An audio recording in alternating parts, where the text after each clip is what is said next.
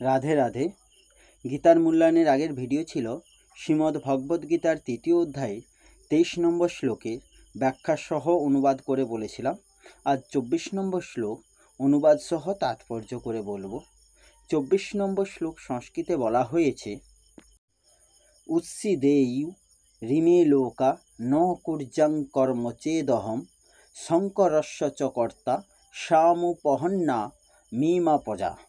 এর অনুবাদ হলো, আমি যদি কর্তব্য কর্ম না করি তাহলে সমগ্র জগৎ উৎসন্ন হবে, আমি বর্ণসংকর সৃষ্টির কারণ হব এবং তার ফলে সমস্ত প্রজার শান্তি বিনষ্ট হবে।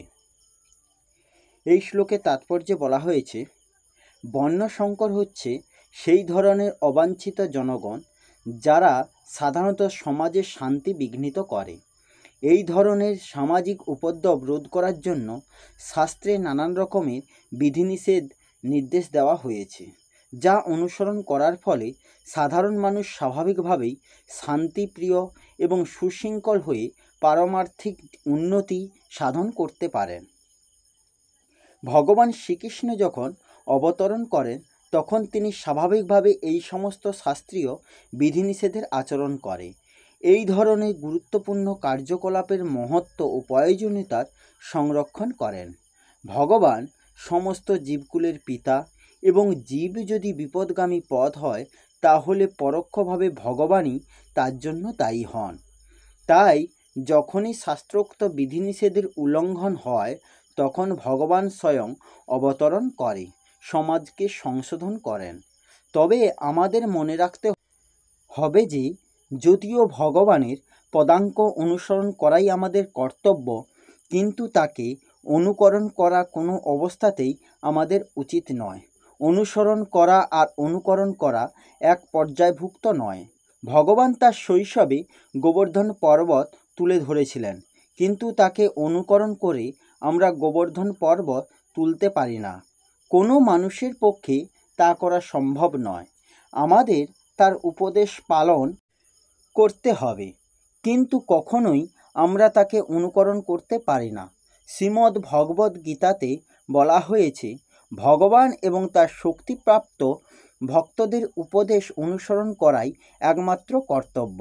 তাদের প্রদত্ত উপদেশ আমাদের সর্বাঙ্গীন মঙ্গল সাধন করে এবং যে কোনো বুদ্ধিমান মানুষই যথাযথভাবে এই সমস্ত উপদেশগুলি পালন করবেন। তবে আমাদের সবসময় সতর্ক থাকা উচিত যাতে আমরা কখনো তাদের অনুকরণ না করি। দেবাদিদেব মহাদেবকে অনুকরণ করে বিষপান করা আমাদের কখনোই উচিত নয়।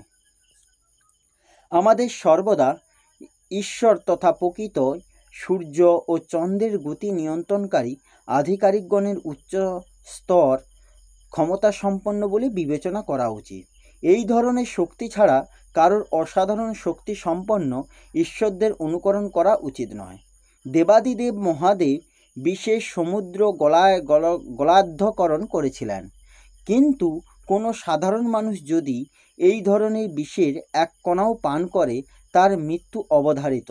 মহাদেবের অনেক ভণ্ড আছে যারা গাঁজা এবং অন্যান্য মাদকদ্রব্য পান করে। তারা ভুলে যায় যে এভাবে মহাদেবকে অনুকরণ করার মাধ্যমে তাদের মৃত্যু ডেকে আনছে। তেমনি কিছু ভণ্ড কৃষ্ণ ভক্তও দেখা যায় যারা ভগবানের অন্তরঙ্গ লীলা তথা রাসলীলার অনুকরণ করে। তারা ভুলে যায় যে এভাবে মহাদেবকে অনুকরণ করার মাধ্যমে তাদের মৃত্যু তারা ডেকে আনছে। তেমনি কিছু ভণ্ড কৃষ্ণ ভক্তও দেখা যায় যারা ভগবানের অতি অন্তরঙ্গ লীলা তথা রাসলীলার অনুকরণ করে। তারা ভুলে যায় যে ভগবানের মতো গোবর্ধন পর্বত তোলার ক্ষমতা তাদের নেই। তাই শক্তিমানদের অনুকরণ না করে তাদের উপদেশ পালন করাটাই সবচেয়ে ভালো। যোগ্যতা ছাড়া তাদের পদে আরূঢ় হবার চেষ্টা করা উচিত নয়। এমন অনেক ভগবানেরা অবতারেরা রয়েছে যারা ভগবানের শক্তি সম্পন্ন নয়। এই হলো শ্রীমদ্ ভগবদ্গীতার ৩য় অধ্যায়ের ২৪ নম্বর শ্লোকের অনুবাদ সহ তাৎপর্য। আসবো পরের ভিডিওতে। রাধে রাধে। জয় শ্রীকৃষ্ণ। জয় গীতা।